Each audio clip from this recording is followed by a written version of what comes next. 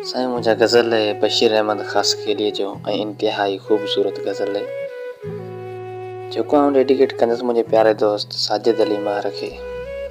सो साजिद महर ये सिटूं अवां नाम आहिनि। शायर चवे थो त छड़ी जिन चीच हुई अध में असीं पोइ बि तरी वियासीं, कयाऊं वस वापसि जा मगर पोइ न वरी वियासीं। छड़ी जिन चीच हुई अध में असीं पोइ बि तरी वियासीं। वॾी का चाल बाज़ी हुई वॾा मक़सद रखिया हूंदऊं। वॾी का चाल बाज़ी हुई वॾा मक़सद रखिया हूंदऊं। कयाऊं केस जे कूड़ा उन्हनि मां थी भरी वियासीं। कयाऊं केस जे कूड़ा उन्हनि मां थी भरी वियासीं। वठी नालो असांजो पोइ वॾे वाक़ई तुकारियूं पे। वठी नालो असांजो पोइ वॾे वाक़ई तुकारियूं पे।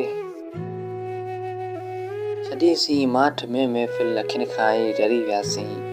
छड़ी जिन चीच हुई अध में असां पोइ बि तरी वियासीं। असां पोइ बि तरी वियासीं। न की कंहिं कुर्ब जी लालच न की को दीदार जो मक़सदु। न की कंहिं कुर्ब जी लालच न की कंहिं दीदार जो मक़सदु। कसम को बि वठी हाणे असां हुन लाइ मरी वियासीं। कसम को बि वठी हाणे असां हुन लाइ मरी वियासीं।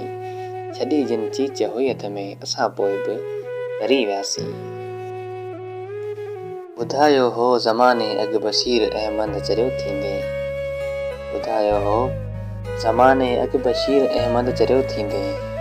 दुनिया जी नज़रुनि में चरिया थी ॼण खरी वियासीं। छड़ी जिन चीच हुई अध में असीं पोइ बि तरी वियासीं। वाह बशीर अहमद वाह, कॾहिं कॾहिं तो बि यार कमाल कयो छॾी थो। छा त सिटूं हुयूं, बिल्कुलु दिलि वठां गुज़रियूं, लाजवाब प्यारा।